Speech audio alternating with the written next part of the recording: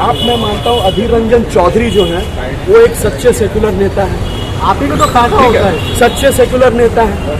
हाँ, वो अगर हिंदुओं के खिलाफ भी बोलते हैं, मुसलमानों के खिलाफ भी बोलते हैं, जो गलत होता है, मतलब हर बात में नहीं, क्रिश्चियन के भी खिलाफ बोलते हैं।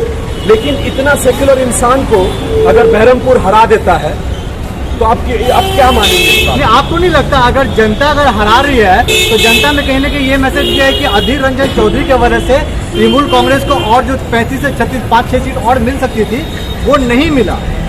कीर्ति आजाद और एक दिन शत्रुघ्न सिन्हा, कीर्ति आजाद बिहार से, शत्रुघ्न सिन्हा बिहार से, यूसुफ पठान, यहाँ पे बार बार ममता बनर्जी और टीएमसी के नेता बराबर बोलते रहते हैं बांग्ला के गुजरात होते देवो ना, लेकिन गुजरात से कैंडिडेट उठा के लाए। अगर में घुस घुस के मारते हैं, घर घर में धमकी दे के आते। अगर बच्चा नहीं डरता है, कार्यकर्ता मेरे जैसा कार्यकर्ता नहीं डरता तो उसके परिवार को, मेरे घर पे हुआ है, मेरी वाइफ को कितनी बार टीएमसी के गुंडों ने धमकी दिया, मेरी माँ को कितनी बार टीएमसी के गुंडों ने धमकी दिया, अपना बेटा को समझा लो नहीं तो ऐसा हो जाएगा वैसा हो जाएगा, लेकिन मैं डटा रहा, मैं जमीन पकड़ के पार्टी करता रहा।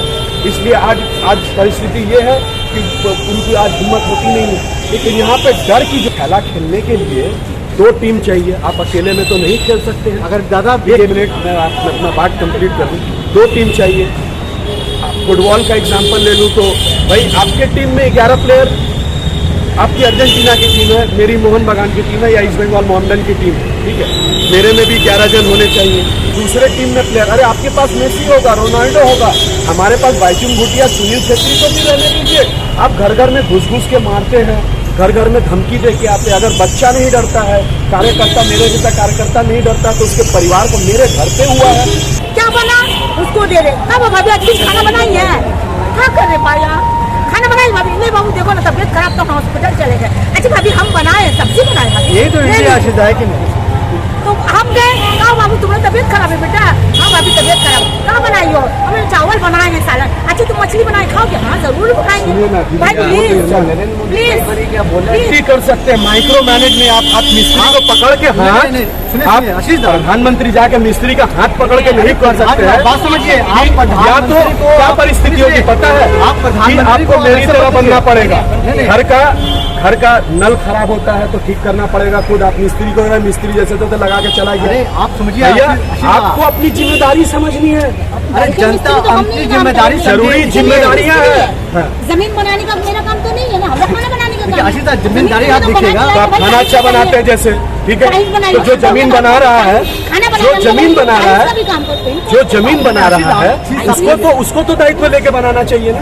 मेरे घर में 4-5 भाई बहन हैं, हम लोग सबके घर की पैदाइश है, बर्थ सर्टिफिकेट से जोर नहीं दिया गया, कुछ ऐसी बात ही नहीं थी। हाँ इसको सर्टिफिकेट आपको, आप बाप बोलेंगे कि मेरा बाप का भी ले किया और मेरा दादा का भी ले, इम्पॉसिबल बात। मुझे एक चीज बताइए, कहीं ना कहीं एग्जाम दिए भाई, क्या बोले रोना हो रहा है।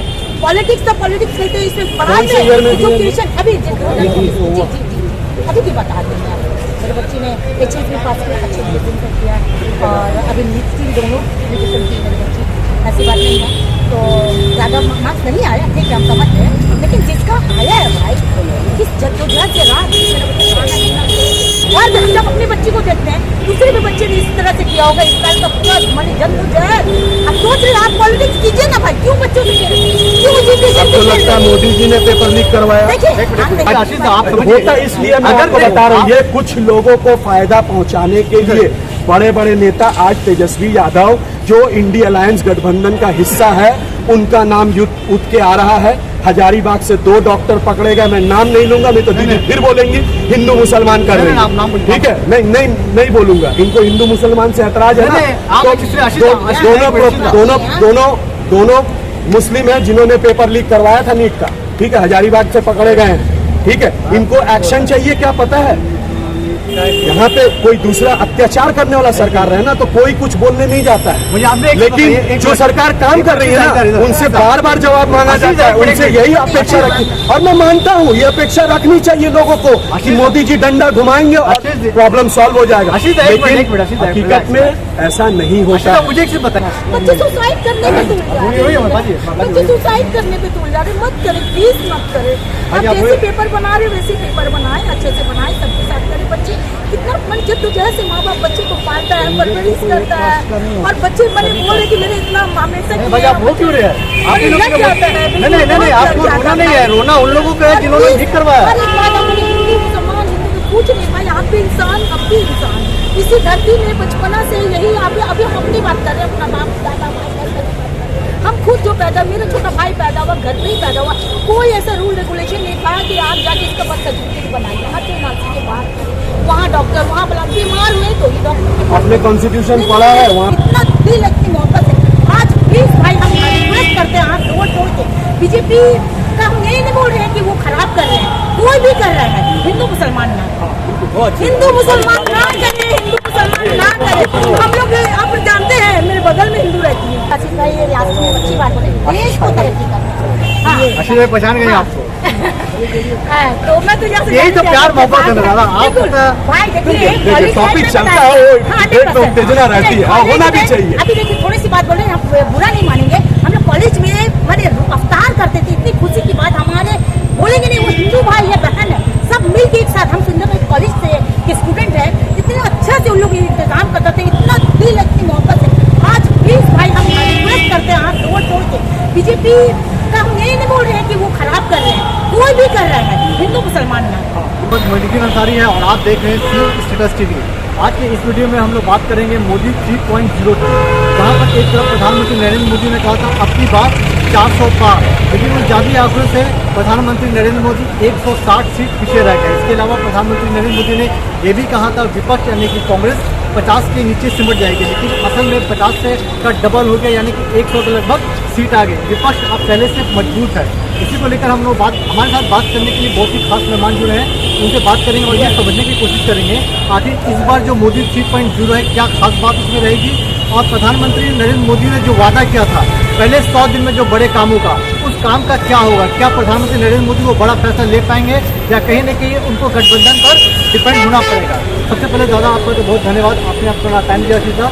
सबसे पहले मेरा सवाल ऋषि जी आपसे ये है कि क्या लगा आपको, वट मतलब गलती क्या हुई इस बार जो प्रधानमंत्री नरेंद्र मोदी ने जो कहा था अब की बार 400 पार, वहाँ पर किस चीज़ छूट गई? पहले तो मैं आप सभी को बधाई देना चाहता हूँ कि आपने मुझे ये अवसर दिया, और चुनाव से पहले भी मुझे अवसर दिया था आपसे बात करने के लिए, मेरी बातों को जनता के समक्ष आपके माध्यम से रखने के लिए।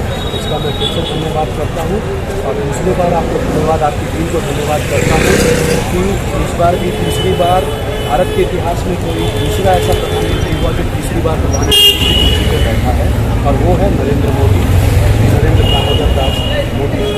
तो इसके पहले नेहरू जी थे, और नेहरू जी का पहला चुनाव तो आप जानते हैं किस तरह से हुआ था, मोबाइल में देखे, जिसमें सरदार वल्लभ भाई पटेल को 13 वोटें मिली थी, नेहरू जी को 1 भी वोट नहीं मिला था। फिर भी गांधी जी के कहने पर सरदार पटेल हट गए थे और नेहरू को देश का पहला प्रधानमंत्री बना दिया गया था।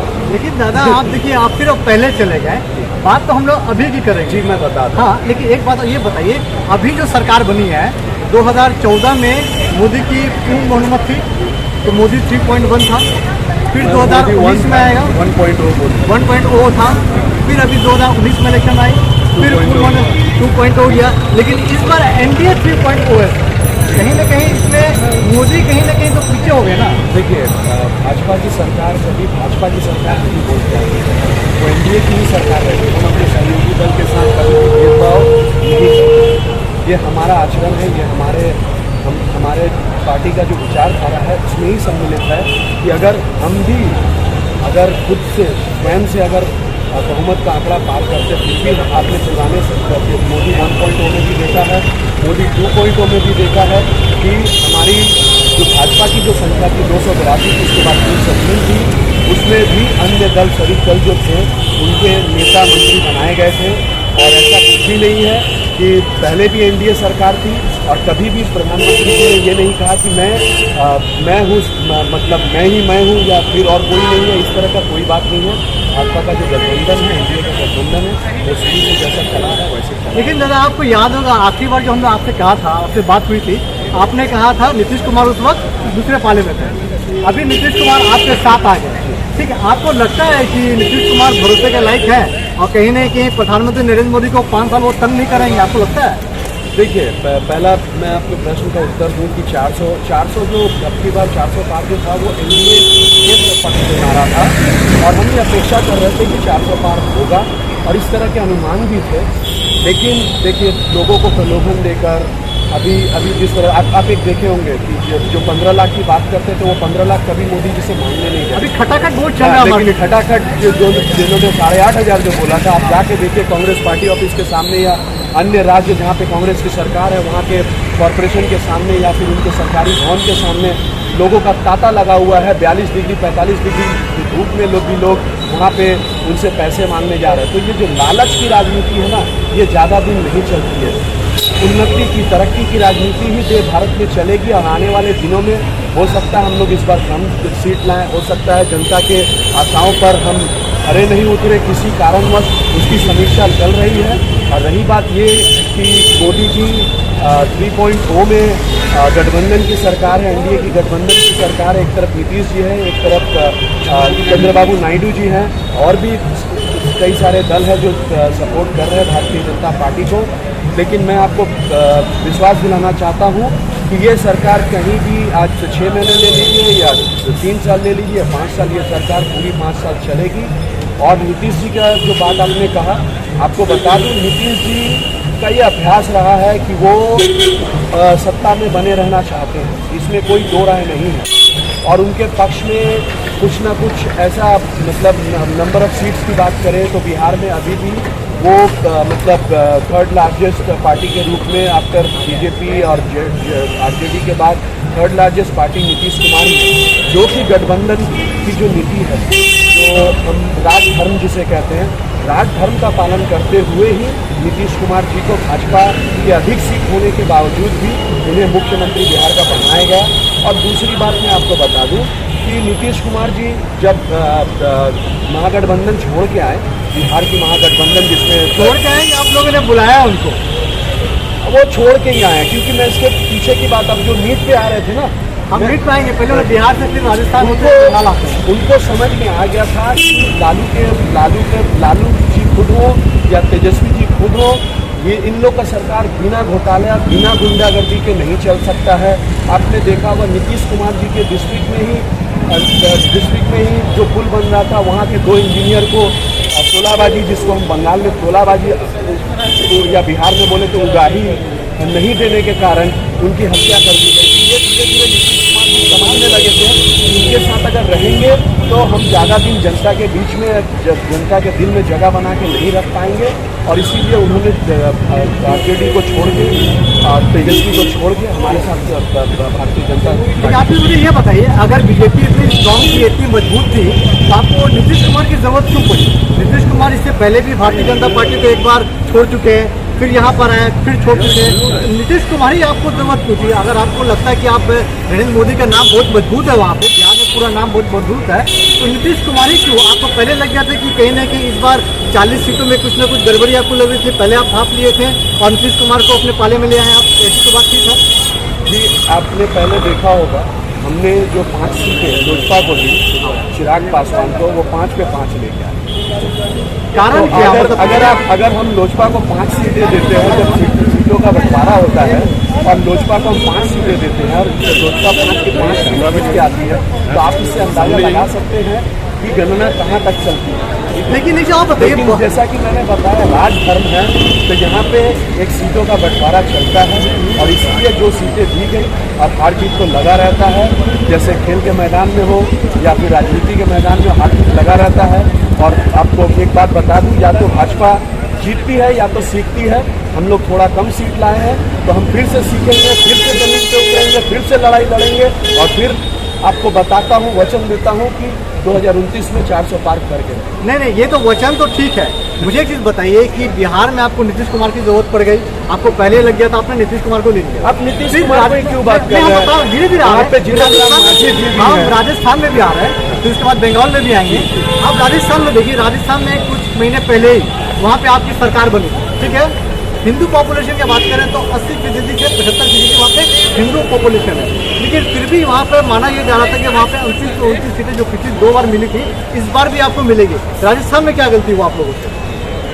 राजस्थान में गलती हमारी नहीं। चीफ मिनिस्टर नहीं बनाया इसलिए देखिए, कहीं ना कहीं अंदरूनी आपने अगर और भी वीडियोस देखे होंगे या इंटरनेट पे आप देखते होंगे तो भारत सरकार की योजनाओं का जो लाभ है वो सभी को तक पहुंचा है, ठीक है। लेकिन होता क्या है ना कि जातिवाद की राजनीति जिस तरह से हम बात करते हैं कि हिंदू मुस्लिम की राजनीति नहीं होनी चाहिए, हाँ, हिंदू ईसाई की राजनीति, हिंदू सिख की राजनीति नहीं होनी चाहिए, लेकिन भारत में अन्य दल जो बोलते हैं कि धर्म की राजनीति नहीं होनी चाहिए, वो जात की राजनीति पे उतर आते हैं, वो जाति की जनगणना करवाना चाहते हैं।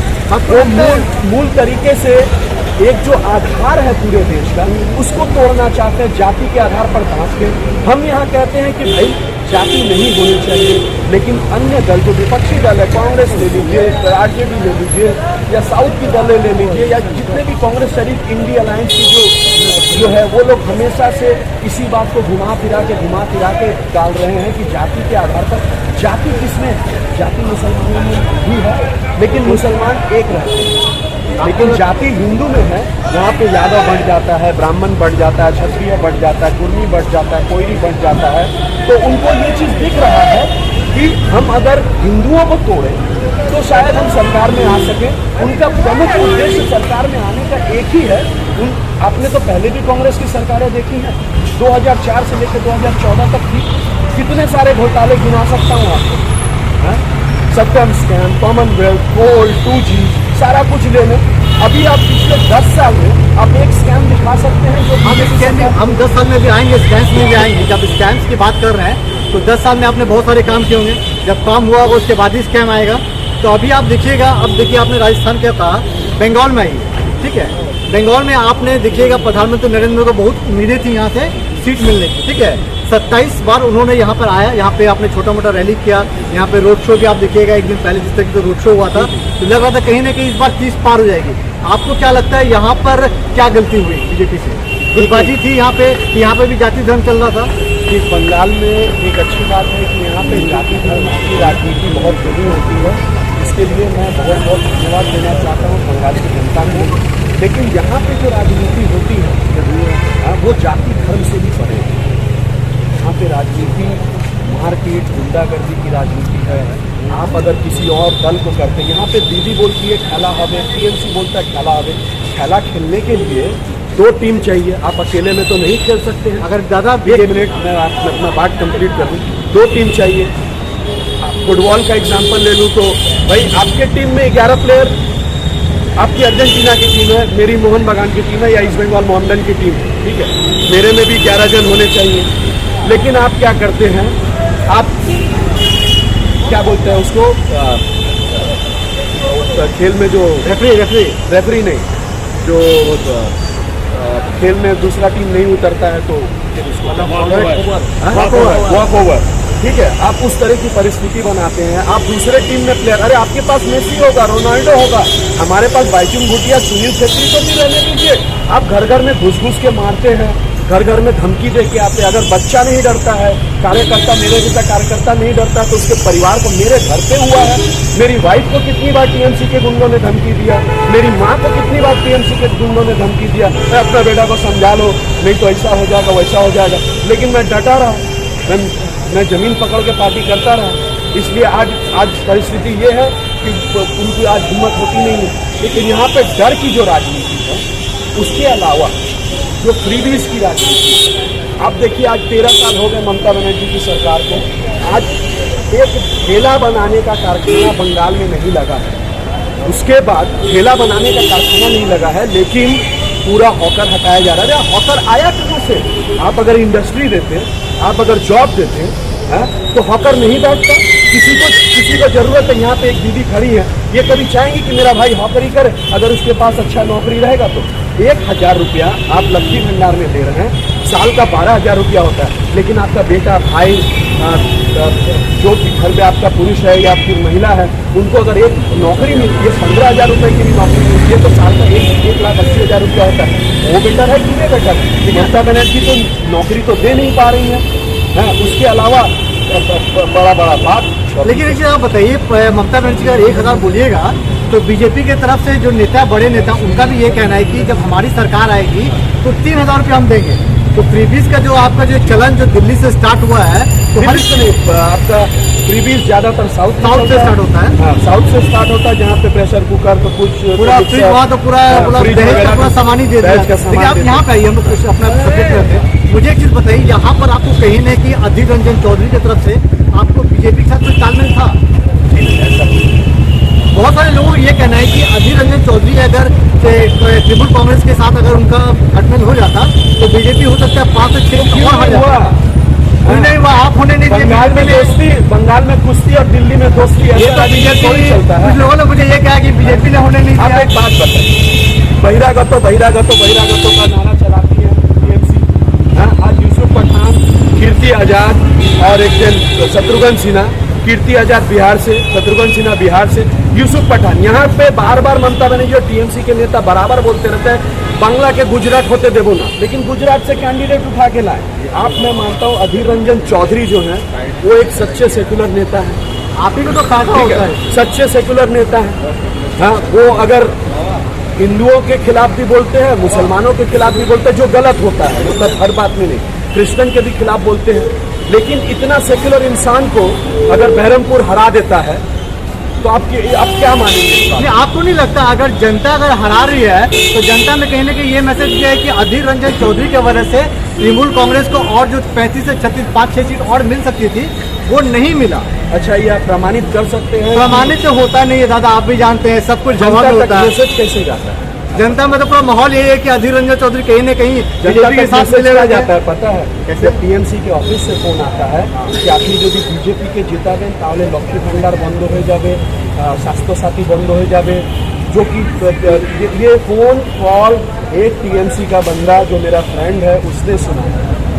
उसने सुना है। भाई भी दोस्ती है, बिल्कुल भाई, बचपन की दोस्ती है।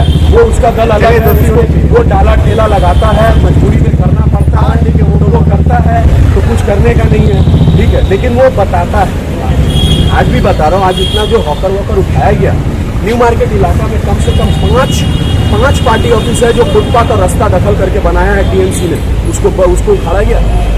आप दिखा दीजिए, यहीं पे है, एक यहाँ पे है, एक उधर है, एक इस गली से आगे जैसे मुड़िएगा, जैसे घूम रहा रास्ता वहाँ पे है। तोड़ा गया? नहीं तोड़ा गया। यहाँ पे राजनीति क्या चल रही है हॉकर वाली जो है, कि बहुत सारे हॉकर यूनियन है, जिसमें शक्तिमान घोष है, कांग्रेस का भी यूनियन है, सीपीएम का भी, एचसीसीआई, फलाना ढिमकाना, बहुत सारा यूनियन है। इनको क्या करना है, जितना हॉकर है उनको साफ करना है। खाना का एक रेट बंधा हुआ है, अब इनसे उनको पोषा नहीं रहा, ठीक है। 320 या 330 या 350, 400, 500 रुपया महीना का आप भी डाला लगाते ना भैया? हाँ, आपको कितना देना पड़ता है बता दीजिए। आप तो सब्जेक्ट पे आते हैं। तो इनका उद्देश्य ये है इनको हटाने का कि इनको सबको जितना हॉकर है वो स्वेच्छा से टीएमसी का यूनियन ज्वाइन कर लें। जो 500 रुपया महीने का देते थे वो 2000 हो जाए, 2500 हो जाए, और उसके बाद उनका कमाई भी चलता रहा। उसके बाद व्यवस्था दखल। लेकिन कहीं ना कहीं आप देखिएगा बीजेपी की तरफ से यही दावा, मेरे बहुत सारे नेताओं से मेरी बात हुई है, उनका भी यही कहना है कि अगर हमारी सरकार यहाँ पे आती है, आज अगर 1000 इनको मिल रहा है, 1500 रुपये इनको मिल रहा है, हम इनको 3000 रुपये देंगे। यही उनका भी फॉर्मूला आज के डेट में। अगर देखिएगा कहीं ना कहीं दीदी को अगर 30 सीट मिला है, एक तो उनका नाम तो है, साथ में ये लक्ष्मी भंडार बहुत बड़ा उसमें हाथ है, साथ में हिंदू मुस्लिम कम्युनल जो होता है वो बहुत बड़ा हाथ है इसमें। तीसरा अगर आप देखिएगा जिस तरीके से यहाँ पे सुरेंद्र अधिकारी आप बीजेपी के सबसे बड़े नेता है, कहाँ हो रहा है आज जो नजरुल इस्लाम जो वो याद नहीं आ रहा कहाँ, दिनाजपुर साइड के, उन्होंने बोला कि हम लोग मतलब मुस्लिम 70% हो गए हैं और हिंदुओं को खदेड़ के भगाएंगे, तुम लोग 30%।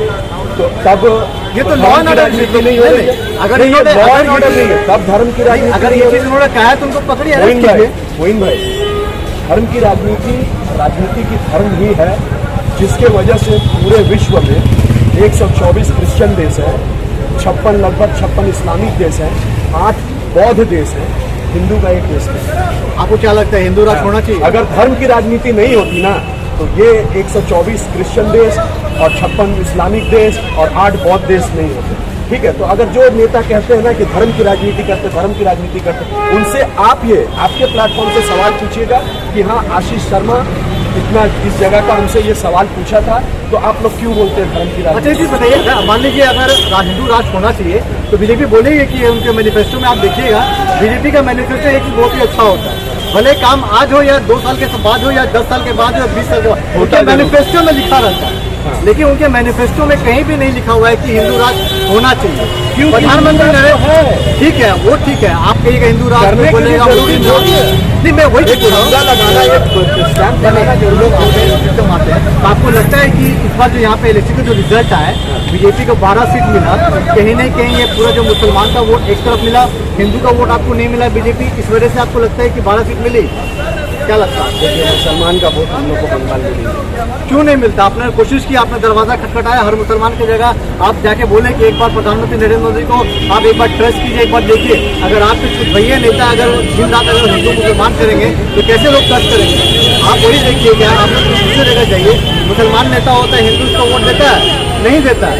कहीं ना कहीं ऐसा कोई बात नहीं, हम बता रहे हैं अपनी ऐसा कोई बात नहीं, बात नहीं, बस अगर मान लीजिए वही बोल रहे हैं आप 2014 में अगर वोट मिला होगा प्रधानमंत्री नरेंद्र मोदी को, मैंने वोट दिया, ठीक है, 2014 में वोट मिला, मुसलमान को भी तो वोट मिला होगा। 2014 में आप देखिएगा तो अब की बार मोदी सरकार बहुत भी महंगाई के बाद चल रहा था। 2019 आया, 19 में भी उन्होंने काम काज के द्वारा बात करके फुल बहुमत आया। इस बार जब इलेक्शन हुआ है, कहीं ना कहीं आप देखिएगा जो प्रधानमंत्री नरेंद्र मोदी का जो रेसिपी होता है कि काम काज को लेकर बात करेंगे, बेरोजगारी को लेकर बात करेंगे, इस बार कहीं ना कहीं प्रधानमंत्री नरेंद्र मोदी ने बेरोजगारी हो, महंगाई हो, शिक्षा हो, स्वास्थ्य हो, सड़क हो, उस पर कहा है। लेकिन कहीं ना कहीं वो हिंदू पर बात बोल रहा है, उस पर कहीं ना कहीं इस पर जोर ज्यादा क्यों दिया उन्होंने? आपको नहीं, अगर ये जोर अगर नहीं रहता और टीवी की तरह जिस तरह से उन्होंने इंटरव्यू दिया, 80 से ज्यादा इंटरव्यू दिया, ठीक है, बहुत सा चीज इनका इंटरव्यू को ऐसा मिस इंटरप्रेट भी किया गया। तो आपको नहीं लगता है कि अगर मान लीजिए प्रधानमंत्री नरेंद्र मोदी ने एक रैली में कहा कि मुसलमान के बारे में, बच्चा पैदा करने के बारे में, हालांकि उनका स्टेटमेंट कुछ और था, उनको घुमा के किया गया कुछ और, तो आप बताइए किस तरीके से अगर स्टेटमेंट अगर जाएगा तो मुसलमान कैसे ट्रस्ट करेगा बीजेपी को? देखिए पहला बात है कि जो भी बात बोला गया है या फिर जो बोला जा रहा है, इसमें किस तरह से बहुत सारी जो मीडिया हाउसेज हैं वो अपने तरीके से काट छाट के दिखाने का काम करती है। नुकसान तो हुआ ना, ब्रांड मोदी का नुकसान तो हुआ। नुकसान देखिए, एक आपको छोटा सा एग्जाम्पल बताता हूँ कि एक पिता होता है जो पूरा घर संभालता है, बच्चों की फीस हो, घर का बनाना हो, गैस हो, इलेक्ट्रिसिटी हो, इधर पिता उधर वाइफ का गहना कपड़ा लत्ता सब कुछ करता है, ठीक है, वो सालों साल किए जाता है और वो अपना काम अपनी ईमानदारी से किया जाता है। 6 महीने में, साल भर में कोई चाचा आता है, कोई काका आता है और वो 2 कैडबेरी लाता है और बच्चे उसके पास दौड़ जाते हैं। तो ये मैटर इस इलेक्शन में वही हुआ। लेकिन आप देखिएगा, आप अब इस मैटर में अभी अगर बताऊँ ना तो यही हुआ है। और जाति की जो आप बात कर रहे हैं, धर्म की जो बात कर रहे हैं, धर्म कहीं ना कहीं सभी जगह पे उठा रहे हैं, सभी को इस धर्म को लेकर चलना चाह रहा है, सभी को मुसलमान वोट चाहिए, क्योंकि मुसलमान बाप को वोट देते हैं, एक पार्टी को वोट देते हैं, उनका जिस जगह से निर्देश आता है उसी निर्देश को फॉलो करके वोट देते हैं। वो ये नहीं, आज यूपी का कुछ वीडियोस देखिएगा तो वहाँ पे साफ ऐसे भी नहीं है, लेकिन कई महिलाओं ने बोला नहीं मोदी जी ने दिया है, बहुत सारे वीडियो, बहुत सारी महिला ने दिया है, लेकिन कई महिलाओं ने ये भी बोला है कि हाँ ये मिला है, टॉयलेट मिला है, घर मिला है। बिल्कुल, मैं यूपी का आंकड़ा बता दे रहा हूँ आप लोगों को। यूपी में अगर वहाँ पे घर निवास योजना में जो मिला है 35% वहाँ पे मुसलमान को मिला है, सिर्फ लेकिन उसके बाद आवास योजना कई लोग बोले कि नहीं देंगे, ठीक है, ये भी ऑन रिकॉर्ड है। और दूसरी बात, आप जो नौकरी की बता रहे हैं, नौकरी का मतलब क्या सकते? सरकार अगर बोलती है कि 2 करोड़ नौकरियां आएंगी, आप इससे क्या समझते हैं कि सरकारी नौकरी? यहाँ पे उद्योग लगेंगे, बिजनेस लगेगा, कारखाना लगेगा, उसको बोलते हैं। अगर हम लोग वो आंकड़ा टच नहीं कर पा रहे हैं तो वहाँ कहीं ना कहीं हमारे पॉलिसीज में प्रॉब्लम है। लेकिन आप एक बात बताइए, पिछले साल रजिस्टर हुआ 1,58,00,000 PFO account, EPFO account. EPFO account कब चालू किया जाता है आप बता सकते हैं? नौकरी लिस्ट के लक्ष्य तभी चालू किया जाता है, EPFO तभी चालू किया जाता है। तो ये जो 1,58,00,000 जो नए EPFO अकाउंट खोले गए, तो आपको क्या लगता है ये जो पूरा जो 1 करोड़ जो आपने आज चॉकलेट वाला नहीं, बिल्कुल मैं समझ गया। मुझे ये बताइए कि आपकी पूरी बहुमत थी, 2014 में पूरी बहुमत थी, 2019 में पूरी बहुमत थी, उसके बावजूद में आपको इस बार इलेक्शन में कहीं ना कहीं पब्लिक ने वोट नहीं दिया है। मुसलमान की बात हटा दीजिए, हिंदू का बात कीजिएगा, अगर उत्तर प्रदेश में देखिएगा, उत्तर प्रदेश में आप वहाँ आ रहे हैं जहाँ पे राम मंदिर बना है, भले वो कॉन्स्टिट्यूंसी जीती है, इसमें क्लियर कर दूं, वो कॉन्स्टिट्यूंसी आपने असेंबली को जीती, लेकिन आस-पास के भी जो लोग हैं है अयोध्या में। एक चीज और देखिएगा, पूरा 70 से 80% वहाँ हिंदू आबादी है।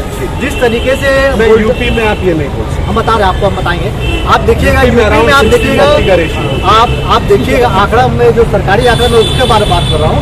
आप देखिएगा बुलडोजर जिस तरीके से चला है, मुसलमान के ऊपर भी चला होगा, हिंदू के ऊपर भी चला होगा। आपको नहीं लगता ये जो बुलडोजर पॉलिटिक्स हो रही कहीं ना कहीं बीजेपी को डेंट किया पूरा? देखिए समस्या क्या है पता है, रोहिंग्या आता है, स्टैंड रोड पे बैठ जाता है, पहले छोटे मोटे काम, किसी का गाड़ी सफा कर देना, शुरू कर देना, कुछ कर देना, फिर वो धीरे धीरे लोकल लीडर के टचअप में आता है, वहाँ पे एक डाला लगाता है, ठीक है, एक पीढ़ी निकल जाती है, दूसरा पीढ़ी आता है, बेटा पार्टी का झंडा ढोने लगता है, तीसरी पीढ़ी जो आती है वो बोलता है कि ये तो मेरे पिता का झंडा है। इसको रोकेगा ये जो पिछली सरकारें थी उन्होंने जो गलती की उसको सुधारा जाने का तरीका ही यही है। आप अगर नहीं हैं तो आप नहीं हैं।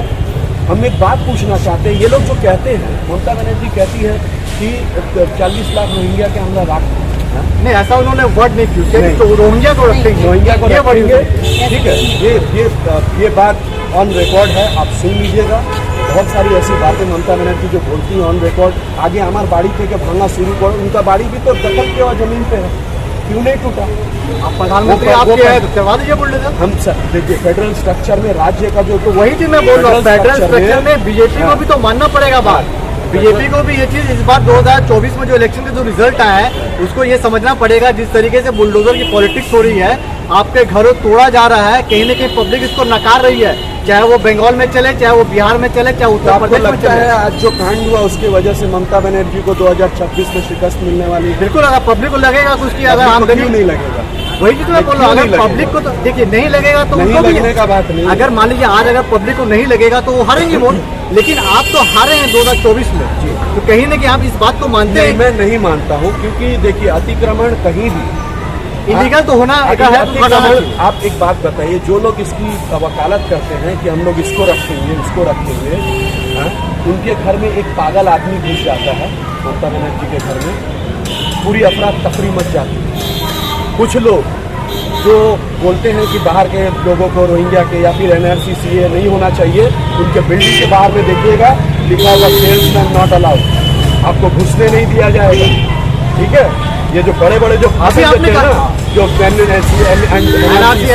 CA नहीं लाने देंगे, उनके घर के बाहर में लिखा होगा सेल्समैन नॉट अलाउड, ठीक है। बॉर्डर पर तो जो ये सिक्योरिटी रीजन है, लेकिन बॉर्डर पे आप देखिएगा। आप एक बात बताइए, यहाँ पे जो मुसलमान भाई है या हिंदू भाई है जो जमीन पे उगा के खा रहा है, हम अगर 40 लाख लेते आए, हाँ, वो हिंदू प्रताड़ित है, धीरे धीरे कम हो रहे हैं। जैसे बांग्लादेश में 28% था, आज 8% है। पाकिस्तान में हिंदू 21% था, आज लेस देन 1% है। हाँ, तो वहाँ पे जो है उनके ऊपर जिस तरह का अन्याय अत्याचार हो रहा है, हाँ, आप ये देख रहे हैं, तो उनको तो संरक्षण मिलना चाहिए। लेकिन जब आपका ऑलरेडी अपना देश है, आप वहाँ से यहाँ घुस रहे हो, तार काट के या सातार काट के, तार काटा सातार काटा, आप लोगों ने, आप एक चीज बताइए, आप अपना जमीन देने के लिए तैयार है? मैं आपसे पूछना चाहता हूं, कोई नहीं देगा, मैं अपना 1 इंच नहीं दूंगा किसी को। आप यहाँ पे कोई नहीं देगा। मेरी बाप दादा की बनाई हुई जमीन, मेरी बनाई हुई जमीन, मैं किसी भी आदमी को बुला के दीदी नहीं देंगी, वो चचा नहीं देंगे, यहाँ पे कोई भी नहीं। अभी चचा भी वकालत कर लेंगे, ये कर लेंगे कि नहीं, उन लोग को होने देना चाहिए। लेकिन जहाँ मैं सवाल करूंगा ना कि आप एक रोहिंग्या को अपने घर में रख लीजिए, नहीं, रोहिंग्या मतलब नहीं। आप देखिए यहाँ पे आप NRC CA लगाइएगा, आपने बांग्लादेश से बात किया, बांग्लादेश से कोई बातचीत नहीं हुई कि आप इसको उठा के कहाँ फेंकिएगा, म्यांमार में डालिएगा, ना पाकिस्तान भेजिएगा, ना आपको अमेरिका भेजिएगा। मुझे एक चीज बताइए, बॉर्डर में आपके अमित शाह आपके होम मिनिस्टर हैं, ये लोग को आइडेंटिफाई करेंगे कैसे? आइडेंटिफाई करना तो आपका काम, होम मिनिस्टर का काम है। अगर मान लीजिए NRC और CA अगर आप लाते हैं, लेकिन आपने एक सेकंड, आप एक चीज बताइए, NRC होगा, CA होगा, सब अपना अपना डॉक्यूमेंट्स लेके आएंगे। आप जो पकड़ाया उसको पकड़िए, आप पूरे हिंदुस्तान की जनता को फिर से लाइन लगाने में क्यों लगेगा? देखिए पूरा हिंदुस्तान जिसका है, जिसका देश है, उसको डर का है। आप मान लीजिए सब काम छोड़ के आप फिर NRC के और CA के पीछे लगेगा। जिसका देश है उसको डर का है। डर तो है नहीं, लेकिन फिर से आप चाह रहे हैं कि फिर से लाइन लगे। जिसके 14 पुष्ट, लाइन क्यों लगेगा? क्या होगा आपको मालूम है? सर यही सरकार, लाइन क्यों लगेगा? लाइन क्यों लगेगा? हाँ, जिनके बाप दादा पुरखे यहाँ पे रही हैं, जिनके बाप दादा पुरखे यहाँ पे रही हैं। कितना उम्र है दीदी? पता नहीं। आप एक एग्जाम्पल हम बता दें, आपने क्या एनआरसी किया। अच्छा दीदी, आपका नाम? मेरा मिसेस महमूदा जमाल। मुझे महमूदा जमाल जी, आप एक चीज़ बताइए, अगर मान लीजिए एनआरसी होता है, सी आपने नाम सुना होगा, ठीक है, ठीक है, अगर आपके पास डॉक्यूमेंट है तो डरना क्या है, ऐसा कुछ है? 100% डरने की बात है भैया। पहले घर में ही सबकी पैदाइश होती थी।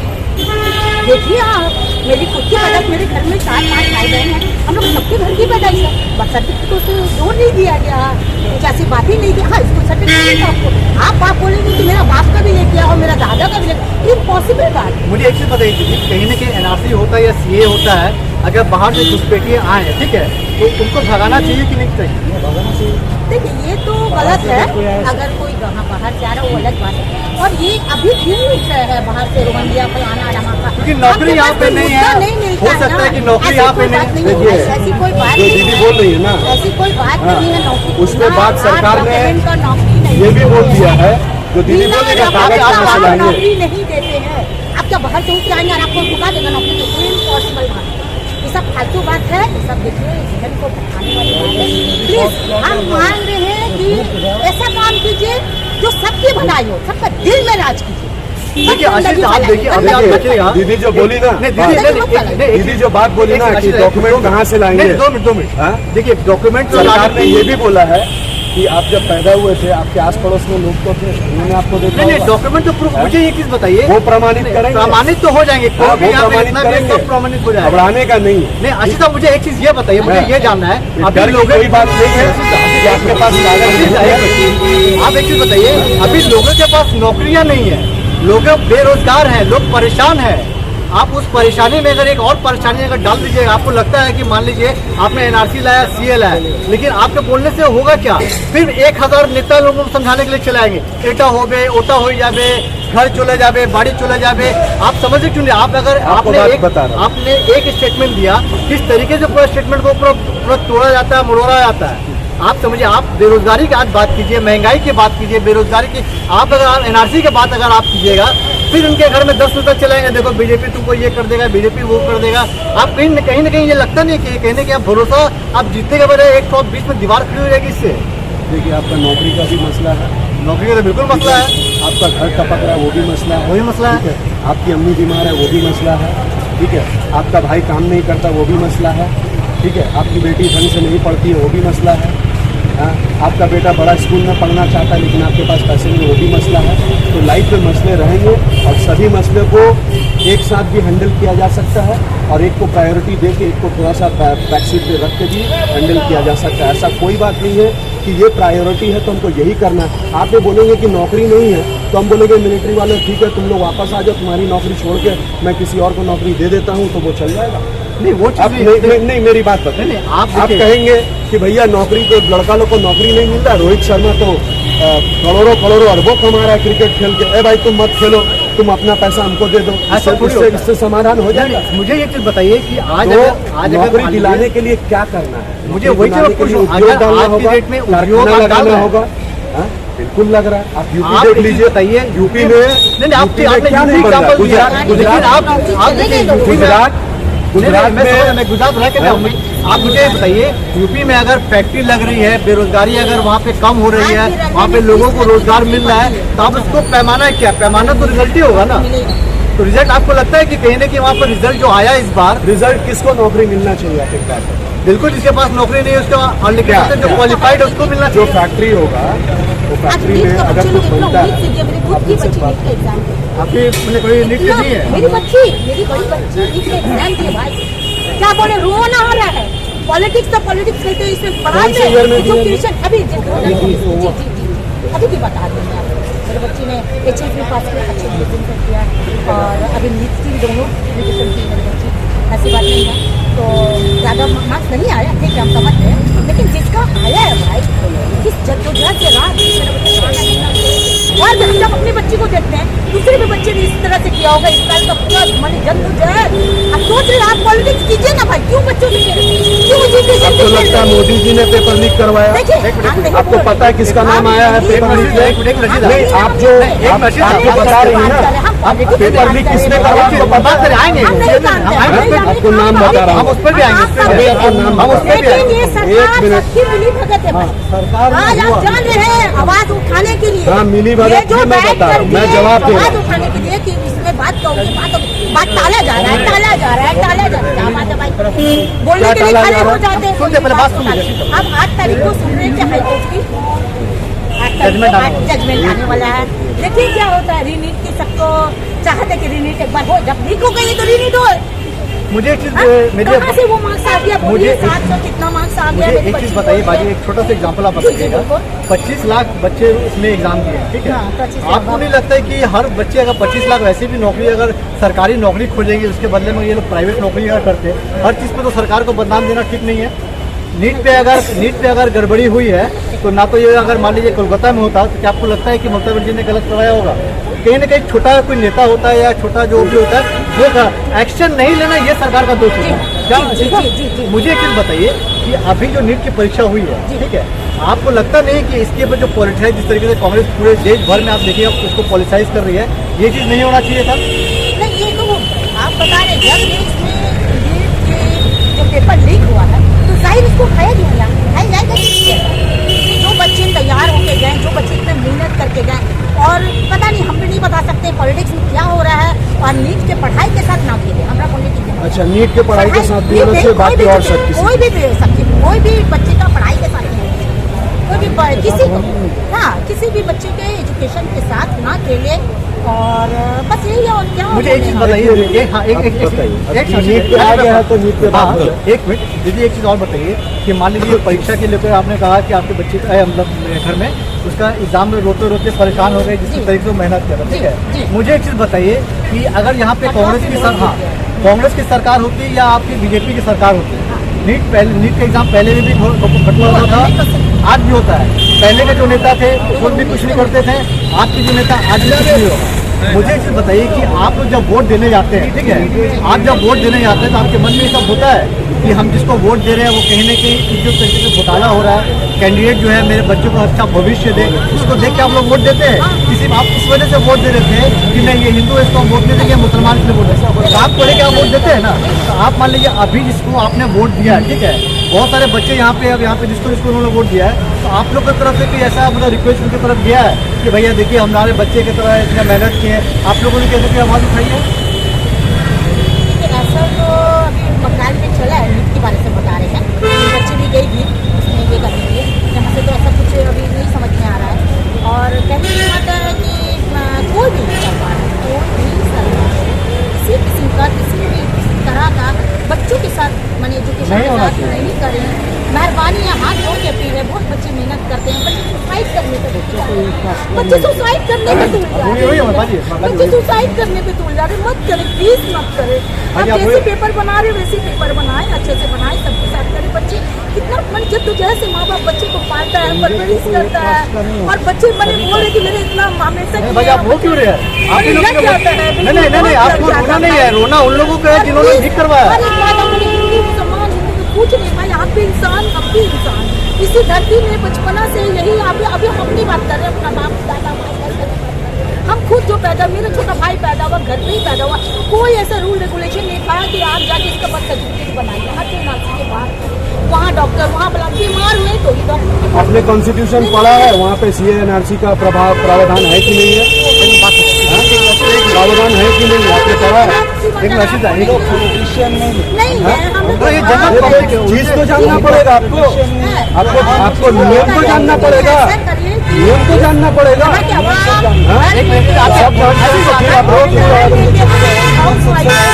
ठीक है, आपसे हम बात करते हैं। 500 की थी गैस, आज 1000 रुपए में। अब मेरे हस्बैंड को तो सैलरी नहीं ना बढ़ा भाई। मैं वही चीज बोला, देखिए आशीष आपका सभी हमारे भाई सुनिए, एक बात आते हैं पहले सबसे Politics तो politics होना पहले चाहिए। नीट हो चाहे किसी पर आम जनता परेशान है। पेपर लीक आज बंगाल में कितना हुआ, पिछले साल कितना हुआ, इस साल बोर्ड मेरी बेटी ने बोर्ड दिया है, आज साइंस लेके वो पढ़ रही है, उसको एस्ट्रोफिजिक्स करना है, और मैंने उसको सीधा बताया ये वो इधर उधर का दिमाग नहीं, तुमको जितना जो पढ़ाई करना है उस पर ध्यान दो, ठीक है। वो नीट का पेपर लीक हो गया, नीट का पेपर लीक हुआ तो दोबारा बनेगा, दोबारा एग्जाम दिया जाएगा। जो जिन्होंने साल भर पढ़ाई की है ना, वो एक पेपर चेंज होने से ना उनका कुछ बिगड़ने वाला नहीं है, मेरी बात समझ लीजिए, ठीक है। जो साल भर पढ़ते हैं, जो साल भर अच्छा रिजल्ट करते हैं, जो मेहनत करते हैं, उनको 1 या 2 पेपर 3 पेपर से कोई दिक्कत नहीं होना चाहिए। आज ये होता क्यों? आप देखिए आशीष, आप होता इसलिए मैं आपको बता रहा हूँ, ये कुछ लोगों को फायदा पहुंचाने के लिए बड़े बड़े नेता, आज तेजस्वी यादव जो इंडिया अलायंस गठबंधन का हिस्सा है, उनका नाम उठ के आ रहा है। हजारीबाग से 2 डॉक्टर पकड़े गए, मैं नाम नहीं लूंगा, नहीं तो दीदी फिर बोलेंगी हिंदू मुसलमान कर रहे हैं, ठीक है। नहीं बोलूंगा, इनको हिंदू मुसलमान से ऐतराज है ना, तो दोनों मुस्लिम हैं जिन्होंने पेपर लीक करवाया था नीट का, ठीक है, हजारीबाग से पकड़े गए हैं, ठीक है। इनको एक्शन चाहिए, क्या पता है यहाँ पे कोई दूसरा अत्याचार करने वाला सरकार रहे ना तो कोई कुछ बोलने नहीं जाता है, लेकिन जो सरकार काम कर रही है ना, उनसे बार बार जवाब मांगा जाता है, उनसे यही अपेक्षा रखी। और मैं मानता हूँ ये अपेक्षा रखनी चाहिए लोगों को कि मोदी जी डंडा घुमाएंगे और प्रॉब्लम सॉल्व हो जाएगा, लेकिन हकीकत में ऐसा नहीं होता। मुझे एक चीज बताइए, डंडा घुमाने से समाधान नहीं मिलता। अरे आशीष देखो, सुनिए, मुझे एक चीज सुनिए, अगर कोई भी अगर नीट परीक्षा में घोटाला किया है, चाहे वो हिंदू चाहे वो मुसलमान हो, मैं मुस्लिम हूँ, ये भी मुस्लिम है, आप भी हिंदू हो मुस्लिम हो, जो गलती किया है उसको जेल में जाना होगा, बिल्कुल जाएगा, बिल्कुल जाएगा, कोई गुजारिश नहीं है, कोई बिल्कुल जाएगा। जब मैं वोट दिया था 97 में, तब पेपर बनता था, पश्चिम बंगाल में वामपंथियों की सरकार थी, तब आप आंसर शीट लिख के दे देते थे। अभी जो OMR जो टीचर्स घोटाला, दीदी टीचर भर्ती पे कुछ नहीं बोलेंगे, नीट पे रो रही है, नीट पे रो रही है। 1 डेढ़ लाख स्टूडेंट भविष्य वहां पे पड़ा हुआ है, 1000 दिन 1200 दिन से धरना पे बैठे हुए हैं, दीदी को तकलीफ नहीं होती। बेटी नीट, देखिए अपना नैरेटिव सेट करना है, अपना जब नुकसान होता है तब आदमी को याद आता है कि नुकसान हो रहा है। ये सब आम जनता है, ये सब आम जनता है, ठीक है। आप जो अपने ऊपर क्यों ले रहे हैं? वो जो 1200 दिन से वो लोग धरना पे बैठे हुए हैं, उनके लिए आपको आंसू निकला? आप बात सुनिए, यहाँ पे जितने भी लोग हैं ये कोई पॉलिटिक्स, अरे भैया आप सब जो वोट देता है ना वो पॉलिटिक्स, यहाँ पे जितने भी लोग, आपको सोच के ही वोट देते हैं, आपको सोच के ही वोट देते हैं किसी पार्टी को, आप ऐसे नहीं वोट देते। 1200 दिन से धरना पे बैठे हुए लोग, उनके लिए आंसू नहीं निकल रहा है, लेकिन क्या हो रहा है, दिक्कत क्या हो रहा है, जो 26,000 नौकरियां गई उसके लिए दुख प्रकाश किया जा रहा है प्यार से। अरे उन लोग का तो घर चल रहा था, 5 साल से नौकरी थी, चला गया, खाली OMR सीट जमा दे के आ गए एग्जाम का, है आपको घूस दे के कहीं 15 लाख, कहीं 12 लाख, कहीं 20 लाख दे के आपने एग्जाम पास कराया। पार्थो चटर्जी उसके वजह से अभी भी जेल में है ना, हाँ जेल में है, तो जेल किसने भेजा? तो जेल भेजा, यहाँ पे किसी को प्रॉब्लम है, CBI ने भेजा, जेल में गए। हाँ मैंने कहा कि मोदी जी ने भेजा, किसी को प्रॉब्लम है, जो गलत किया उसको जेल में जाना। मैं आपके नीट को जो प्रश्न, नीट का बात नहीं, यहाँ पे नीट का बात नहीं, यहाँ पे मतलब कोई बच्चा अगर एग्जाम देता है, ठीक है, बात ये नहीं कि 1 बार दे देगा अच्छा बच्चा 2 बार दे देगा। कहने का मकसद है कि अगर नीट का एग्जाम अगर पेपर लीक हुआ है, इससे पहले भी लीक हुआ है, तो वो से पहले जो लीक, आपने कुछ सबक क्यों नहीं सीखा? कहने का मतलब ये है कि उसी वक्त अगर उस बंदे को या आदमी को आपने स्टिंग ऑपरेशन देखा है, हाँ आपने स्टिंग ऑपरेशन देखा है, जहाँ पर ये बोलता है कि मैं, आप बिल्कुल आपको पूरा मौका मिलेगा। मुझे क्या बताइए कि अगर आपने उस आदमी को पकड़ के अगर जेल में अगर डाल दिया होता, पूरे में हल्ला पेपर में छापा होता है कि इसको जिंदगी उम्र कैद की सजा हो जाती, तो दोबारा कोई हिम्मत नहीं। मैं वकालत करता हूँ कि जो इस तरह से कोई छात्रों के भविष्य के साथ खेल रहे हैं उनको उम्र कैद होना चाहिए। सरकार ये प्रावधान निकाले कि उनको सख्त से सख्त सजा दी जाए, उनके घर पे बुलडोजर चला दी जाए और उनको आजीवन कारावास दिया जाए। उसके बाद मैं आपको बताता हूँ क्या होता है। सरकार, जब सरकार बनती है, सरकार को जनता चुनती है, लेकिन जब सरकार को पलटना होता है ना, तो ब्यूरोक्रेट्स गेम में आ जाते हैं। अरे ब्यूरोक्रेट्स, अब मैं बता रहा हूँ, ध्यान से सुनिएगा, ये मैं राजनीति, सिर्फ राजनीति और पार्टी का झंडा ढोने के लिए नहीं करता हूँ। आपको भी पता है मैं भाजपा करता हूँ और बहुत सारे लोग यहाँ पे खड़े उनको भी पता है मैं करता हूँ, ठीक है, कोई दिक्कत नहीं है। लेकिन मैं सिर्फ राजनीति करने के लिए नहीं करता हूँ, मैं बराबर जमीन पे उतर के ये देखता हूँ कि एक्चुअल परिस्थिति क्या है, ठीक है। एक्चुअल परिस्थिति इसलिए देखता हूँ क्योंकि हो सकता है कल मुझे भी उस परिस्थिति से जाना पड़े। आपके बच्चे भी एग्जाम तो दे सकते मैं हैं। उसको कैसे पहले सुधार सकता हूँ। किसी ने एक एग्जाम्पल दिया था, बोला कि राजनीति गंदी चीज है इसीलिए मैं नहीं जाता हूँ। तो मैंने उनसे कहा कि राजनीति गंदी चीज है, आप नहीं जाते हैं, अगर वो गंदगी आपके घर तक आ जाए तब आप क्या कीजिएगा? तब तो आपको उतर के साफ करना पड़ेगा। आपके पास मौका है, गंदगी वहां पे है, चलिए मेरे साथ साफ कीजिए। ठीक है, अब बताता हूँ नौकरशाह ब्यूरोक्रेट्स कैसे काम करते हैं। ब्यूरोक्रेट्स क्या करते हैं? सरकारों में जो ब्यूरोक्रेट्स होते हैं वो लोग इस तरह के काम को अंजाम देते हैं। क्यों देते हैं? उसके पीछे का कारण है पॉलिटिकल और मॉनिटरी कारण है। पहला पॉलिटिकल कारण ये है कि वो लोग हमेशा ऐसा दल खोजते हैं जहां से उनकी कमाई बनी रहे। नौकरशाह ब्यूरोक्रेट, अब सरकारी नौकरी जिनके पास है, जो लोग पोलिंग बूथ में, जैसा आपने सुना होगा, पोलिंग बूथ में गए प्रिसाइडिंग ऑफिसर, आपका प्रॉक्सी वोट हो रहा, रिगिंग हो रहा, बूथ जाम करके कैप्चरिंग हो रहा, ठपाठप वोट चल रहा खटाखट, हाँ, कोई रोक टोक नहीं है। ये क्यों करते हैं? आपको बता रहा हूँ, ये जो शिक्षक लोग जिनकी नौकरी गई है ना, ये लोग पिछले 2021 के चुनाव में बहुत बड़ा गेम खेले थे बंगाल में। ठीक है, वो लोग भी काउंटिंग में भी जाते हैं। ठीक है, ये नौकरशाह, मैं आपको सिंपल सा एग्जांपल देता हूँ, सहारा इंडिया। ठीक है, एक आदमी ने बोला सहारा इंडिया का पैसा अभी तक नहीं मिला। सहारा इंडिया में ये चर्चा गए, इनके पास एक आदमी आया, बोला भैया आपको इतना पैसा इतना दिन में डबल हो जाएगा चाचा। बोले ठीक है, आपका परिचय का था आदमी, लगा दिए आप। अब क्या हो रहा, पैसा नहीं मिल रहा। ठीक है, आप तो लगाए आप थे, पैसा आप अपने कंसेंट से दिए थे। जब वो कंपनी ऐसे परिस्थिति में पड़ी जहां सरकार को लगा, ये पहले नहीं होता था, कंपनियां जैसे शारदा नारदा हुआ गायब हो गई ना, और दीदी बोल दी कि जा गयाचे ता गयाचे। लेकिन मोदी जी ने नहीं बोला कि सहारा का पैसा जा गयाचे ता गयाचे, उन्होंने कहा है सबको पैसा मिलेगा। लेकिन नौकरशाह क्या कर रही है, जो कंपनी, जो सेबी वेबी में जो बैठे हुए लोग हैं, उन्होंने जब आप पॉलिसी ले रहे थे या इन्वेस्टमेंट ले रहे थे, तब आपका जो डिस्क्रिप्शन था, हो सकता है इधर उधर थोड़ा बहुत गड़बड़ हो गया होगा, गलत हो गया होगा, एक स्पेलिंग मिस्टेक, एक जगह मिस्टेक हो गया। ठीक है, लेकिन वो अब उसको भुना रहे हैं, उससे बदनाम करने की कोशिश कर रहे हैं। एक व्यक्ति ने बोला कि मोदी जी तो शारदा कांड का 3000 करोड़ निकाले हैं। हम बोले 3000 करोड़ निकाले हैं तो पब्लिक डोमेन में है।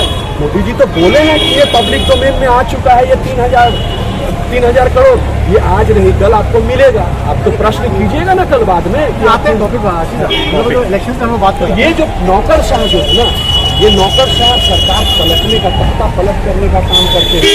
और इनका लेके मैं ऑलरेडी 2021 में ऑलरेडी पीएमओ ऑफिस में एक लेटर डाल चुका हूँ, और सुप्रीम कोर्ट में भी मैंने एक PIL डाला है।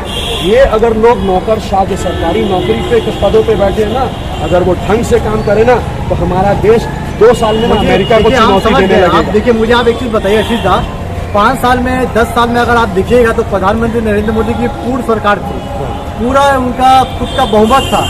आज आप देखिएगा तो आज वो बहुमत नहीं है, कहीं ना कहीं वो ताकत उनकी वो नहीं रही। आप समझिए, अगर आपके पास जब पूरा ताकत था तब आप कंट्रोल नहीं कर लिए होते, आज ये नौबत नहीं आता। आज अगर आप एक चीज 2 मिनट रुकिए, अगर आज मान लीजिए आज अगर कुछ होगा तो एक तरफ आप नीतीश कुमार को आप जानते हैं कब कहाँ चले जाएंगे, सरकार गिर सकती है। दूसरी तरफ आप देखिएगा चंद्रबाबू नायडू का, उनका भी कोई भरोसा नहीं है। मुझे ये कहना है कि अगर ब्यूरोक्रेसी में अगर इतनी अगर खामियां थी, 10 साल में आपका पूर्ण सरकार था, अभी आपके पास वो कंट्रोल नहीं है। अभी आप देखिएगा विपक्ष को जिस तरीके से आप आवाज उसकी काट देते थे, आज वो विपक्ष दुगना हो गया है। 50 से कांग्रेस 100 पे चले आई है, आप 50 से 100 पे और जो विपक्ष जो आपको यूपी में आते हैं, आप देखिएगा दुगना जो पहले जो थी, आज आपको और कष्ट करना पड़ेगा। इसके अलावा 15-20 दिन अगर आप देखिएगा, राहुल गांधी आप बन गए लीडर ऑफ ऑपोजिशन।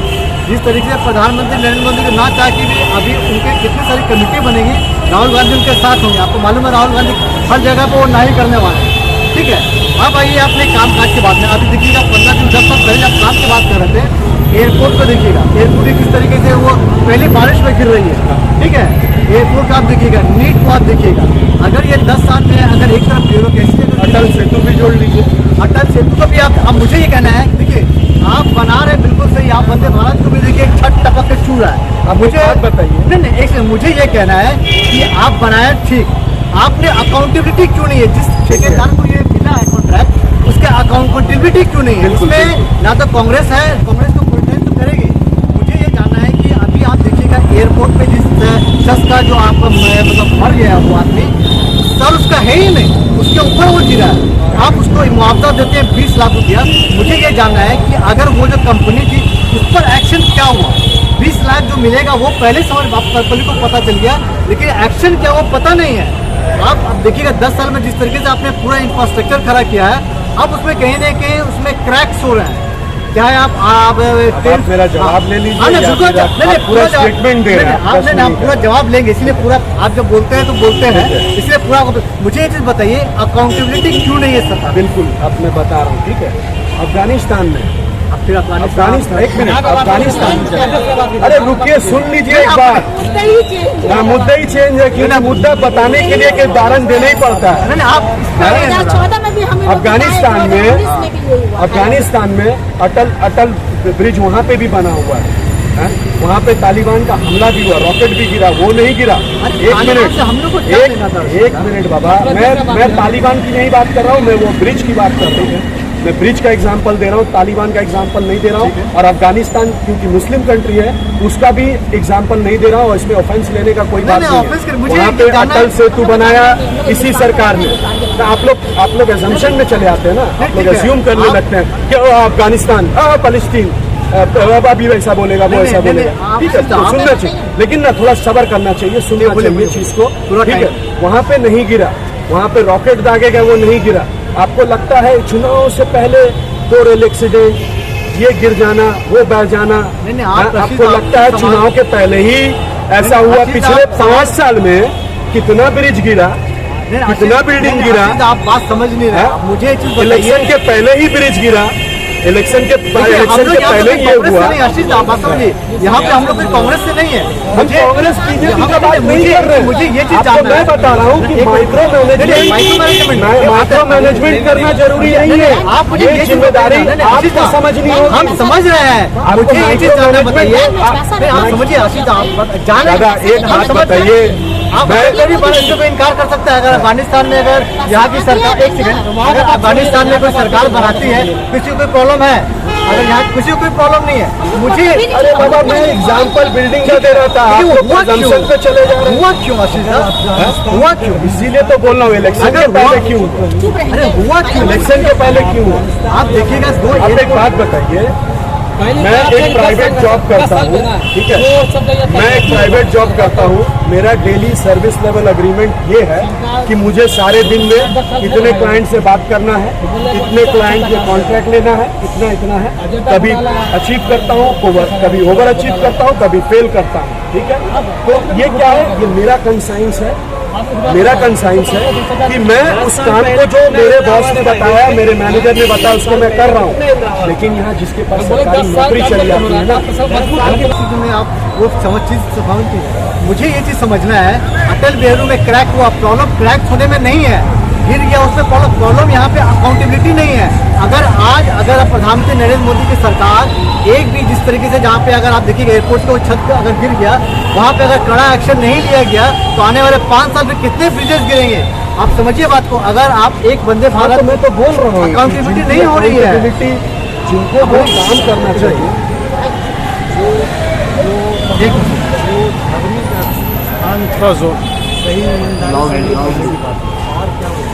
नहीं, वो आप अयोध्या के बारे में आप बोल रहे हैं ना? नहीं, वो गलत है। नहीं, वो कहाँ छूरा? नहीं, वो फेक न्यूज है। कहाँ छूरा? अभी तो पूरे काम कंप्लीट हुए नहीं है, मंदिर बना नहीं है, वो गलत चीज है। मुझे एक चीज बताइए, नहीं, हम लोग जो आप चीज देखिए, अकाउंटेबिलिटी में कहना है, आज की डेट में देखिए, आप अकाउंटेबिलिटी कर सकते हैं, माइक्रो मैनेज में आप मिस्त्री को पकड़ के आशीष प्रधानमंत्री जाके मिस्त्री का हाथ पकड़ के नहीं कर सकते हैं। बात समझिए, आप या तो क्या परिस्थिति होगी पता है? आप प्रधानमंत्री आपको मेरी तरह बनना पड़ेगा। घर का नल खराब होता है तो ठीक करना पड़ेगा खुद। आप मिस्त्री को मिस्त्री जैसे तो लगा के चला गया। आप समझिए, आपको अपनी जिम्मेदारी समझनी है।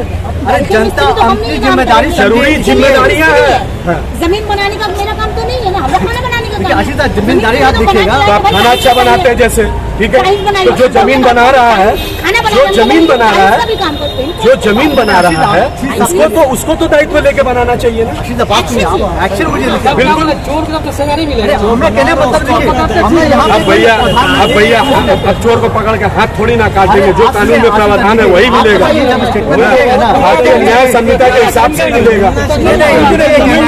आज अगर आप देखिएगा बहुत सारी जनता, आप देखिए आज भी चार गाने नहीं है। प्रधानमंत्री नरेंद्र मोदी का दिल्ली जो ताकत थी, पहले तो वो ताकत अभी है नहीं, उस पर जो कंट्रोल उनका था आज वो कंट्रोल है नहीं। लेकिन और भी अगर आप देखिएगा आने वाले 5 साल में अगर ऐसी अगर और भी कोई स्कैम्स अगर आती हैं, आप एक चीज़ देखिए, अगर छत टूटा है किसी के जाने गई है, पहला बात ठीक है।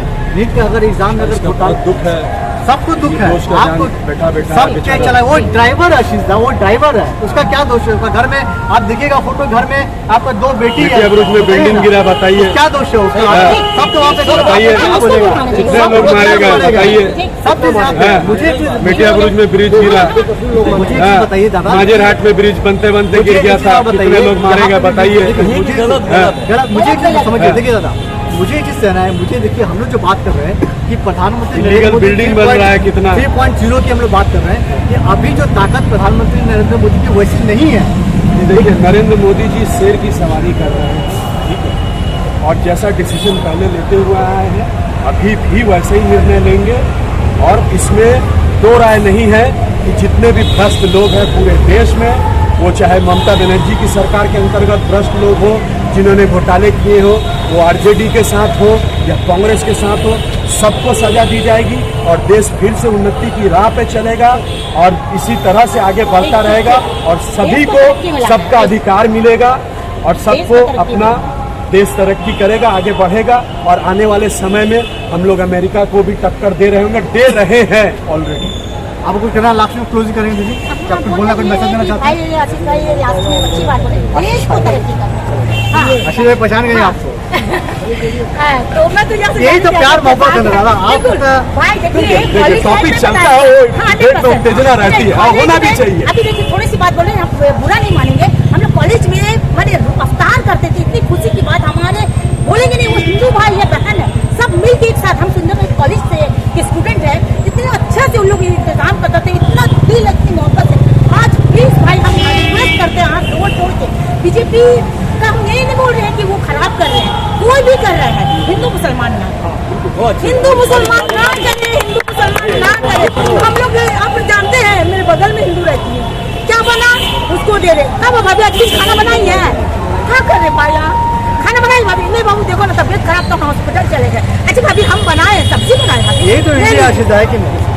तो हम गए, कहा बाबू तुम्हारी तबियत खराब है बेटा, हाँ भाभी तबियत खराब, कहाँ बनाई हो, हमने चावल बनाए हैं सालन, अच्छा तुम मछली बनाए खाओगे, हाँ जरूर खाएंगे भाई प्लीज प्लीज क्या बोले मुस्लिम लोग को नरेंद्र मोदी नहीं मैं नाम नहीं ले किसी का नाम नहीं ले, मैं यही कर रही हूँ कि हिंदू मुसलमान ना हो, कोई भी करे, कोई